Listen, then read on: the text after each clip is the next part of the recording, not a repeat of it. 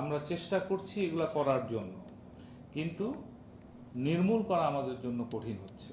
এরা কিন্তু হলো আমাদের জাস্ট আউটসোর্স কর্মচারী, ধরা পড়ে এদেরকে আমি কোনো আইনানুগ ব্যবস্থাও কিন্তু আমাদের পক্ষে নেওয়া সম্ভব হয় না।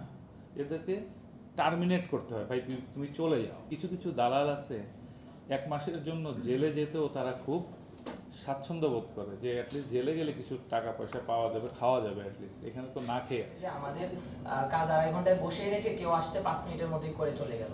তো এটা আমি নিজের প্রশ্ন ব্যক্তিগতভাবে, আরো অনেকের প্রশ্ন আছে এবং আমরা অভিযোগগুলো যেগুলো পেয়েছি। আরেকটা জিনিস হচ্ছে যে এই যে যখন পুলিশ ভেরিফিকেশনটা যায়, তো এটা হচ্ছে একটা সরকারি কাজ। তো এইটাতে আমাদের কেন মানুষকে বাসায় গেলে 1,000 টাকা 2,000 টাকা দিতে হবে? কেন দিতে হবে?